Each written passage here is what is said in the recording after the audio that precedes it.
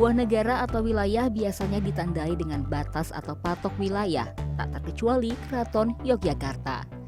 Keraton dikelilingi oleh 4 patok negara dengan masjid sebagai simbol patok tersebut. 4 masjid ini berdiri di 4 titik arah angin yang berbeda. Masjid An-Nur Melangi di sisi barat, Masjid Sultoni Pelosok Kuning di sisi utara, Masjid Ad-Darajat Babadan di sisi timur, dan Masjid Nurul Huda Dongkelan di sisi selatan. Dari keempat masjid tersebut, Masjid An-Nur Melangi Kecamatan Gamping, Sleman merupakan masjid patok negara yang pertama kali dibangun, yaitu pada 1723. Bahkan menurut beberapa catatan, masjid ini didirikan 30 tahun sebelum Masjid Keagungan Dalam Keraton Yogyakarta berdiri.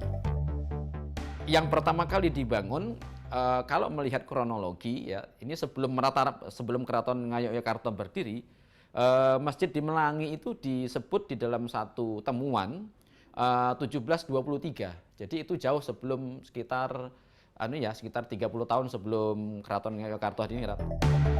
Masjid An-Nur Melangi berdiri di atas tanah seluas 1000 meter persegi. Masjid ini memiliki 3 ruangan terpisah, yaitu serambi, ruangan inti, dan ruang khusus wanita.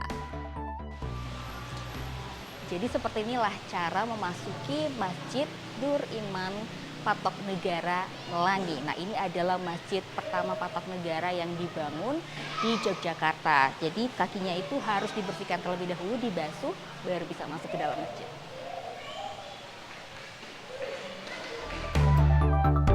Saya disambut Ketua Takmir Masjid An-Nur Melangi yang mengajak saya untuk masuk ke dalam ruang inti.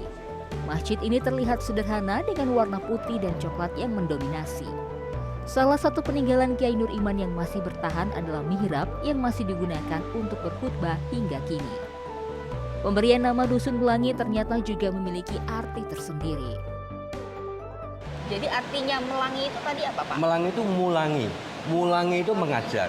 Jadi ketika Mbah Nur Iman itu sudah lenggah di sini, beliau mengajar masyarakat pada datang ke sini kemudian diajar atau diulang, beliau mulang kemudian dikenal dengan desanya itu Melangi. Itu dari mulangi.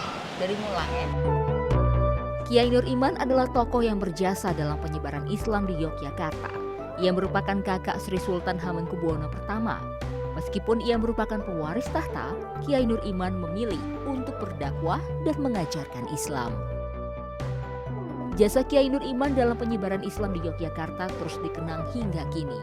Dusun Melangi pun menjadi salah satu tempat wisata religi. Tak sedikit wisatawan yang sengaja datang untuk salat di Masjid An-Nur dan berziarah ke makam Kiai Nur Iman. Tepat di belakang masjid, jasad Kiai Nur Iman disemayamkan bersama kerabat dan keturunannya. Para peziarah biasanya akan memanjatkan doa di depan cungkup Kiai Nur Iman, sang wali yang berjasa menyebarkan Islam. Dalam rangka ziarah setiap Saban untuk tabarukan kepada para wali, termasuk Mbak Nur Iman itu kan terkenal sebagai seorang wali dan keturunan kerajaan. Sehingga kami berharap dengan ziarah ini kita dapat berkahnya, jadi orang yang soleh, terus hidupnya juga mulia dunia akhirat.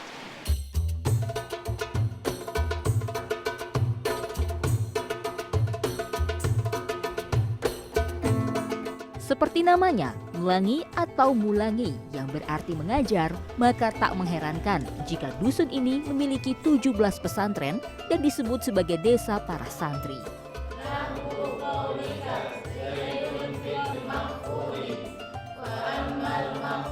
Sejak zaman Kiai Nur Iman, dusun ini banyak melahirkan tokoh besar yang berpengaruh terhadap perkembangan Islam di Pulau Jawa, termasuk para pendiri masjid patok negara lainnya. Santri-santri, pria dan wanita datang dari berbagai daerah di Indonesia untuk mendalami agama Islam di tempat ini. Tak hanya belajar agama, di Dusun Melangi para santri mendapat pendidikan karakter yang berbasis nilai keagamaan dan cara bermasyarakat. Metodologi pembelajaran khusus, ada pelajaran yang mungkin juga mencirikan Melangi, seperti ada Sorof Melangi, ada beberapa kitab karya Mbah Kiai Nuriman. Kemudian juga ada aspek pendidikan karakter yang berbasis nilai-nilai kemelangian tadi. Dan kemudian kalau di Melangi ini ya karena terintegrasi dengan masyarakat, maka sejak awal itu sudah ditempa untuk berinteraksi, untuk berorganisasi, untuk bergaul dengan masyarakat.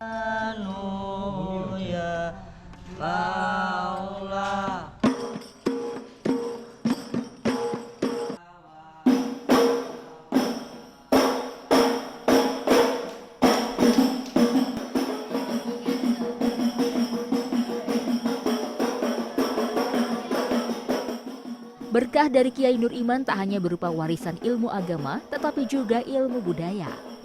Tradisi budaya yang berkaitan dengan Islam masih terjaga di Melangi karena terus diajarkan di seluruh pesantren Dusun Melangi. Tak hanya sebagai bentuk pelestarian, tetapi juga dianggap sebagai cara untuk memuliakan Allah. Salah satunya adalah tradisi rodat. Rodat merupakan sebuah kesenian tradisional di kalangan umat Islam. Tarian rodat ini dilakukan oleh anak-anak dan remaja pria. Pak, bisa dijelaskan apakah ada makna dari tari rodat ini, Pak? Ya, tari rodat itu adalah bagian dari tradisi budaya yang ada di Masjid Patok Negoro ini. Yang untuk tua sebenarnya ada tuh, yang tua itu mereka menggunakan suara perut ya. Tapi untuk yang muda ini mereka dengan ada bentuk dari kegembiraan untuk mahabbah atau cinta pada Rasulullah adalah dengan tari-tarian.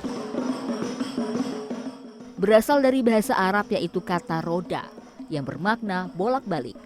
Para penari rodat ini menari ke arah kiri, kanan, atas, dan bawah untuk mengungkapkan kegembiraan dan kecintaan kepada Rasulullah.